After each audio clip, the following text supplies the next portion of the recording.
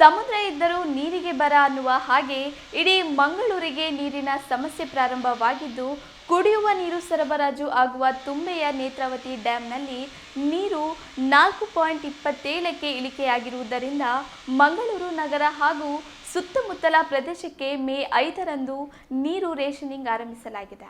ಹೊಸ ನಿಯಮ ಪ್ರಕಾರ ಮಂಗಳೂರು ನಗರ ದಕ್ಷಿಣ ಮತ್ತು ಉತ್ತರ ಕ್ಷೇತ್ರಕ್ಕೆ ಪ್ರತ್ಯೇಕ ದಿನಗಳಲ್ಲಿ ನೀರು ಸರಬರಾಜಾಗಲಿದೆ. ಮಾರ್ಚ್ ಏಪ್ರಿಲ್ನಲ್ಲಿ ಮಳೆ ಬಂದಿಲ್ಲ.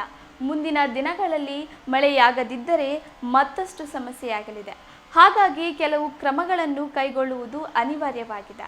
ಈ ಸಂದರ್ಭದಲ್ಲಿ ಪೈಪ್ಲೈನ್ ಹಾನಿಯಾಗಿರುವುದು ಕಂಡುಬಂದಲ್ಲಿ ಕೂಡಲೇ ದುರಸ್ತಿ ಪಡಿಸಬೇಕು, ಎಲ್ಲಿಯೂ ನೀರು ಪೋಲಾಗದಂತೆ ಎಚ್ಚರ ವಹಿಸಬೇಕು ಎಂದು ಜಿಲ್ಲಾಧಿಕಾರಿ ಎಂಆರ್ ರವಿಕುಮಾರ್ ತಿಳಿಸಿದ್ದಾರೆ. ದಕ್ಷಿಣ ಕನ್ನಡ ಜಿಲ್ಲಾಧಿಕಾರಿ ಕಚೇರಿಯಲ್ಲಿ ಡಿಸಿ ನೇತೃತ್ವದಲ್ಲಿ ನಡೆದ ಸಭೆಯಲ್ಲಿ ಮಂಗಳೂರು ಮಹಾನಗರ ಪಾಲಿಕೆ ಆಯುಕ್ತ ಚನ್ನಬಸಪ್ಪ ಮಾತನಾಡಿ, ತುಂಬೆ ವೆಂಟೆಂಟ್ ಡ್ಯಾಂನಲ್ಲಿ ಇದೀಗ ನೀರಿನ ಮಟ್ಟವು 4.27 ಮೀಟರ್ ಇದೆ.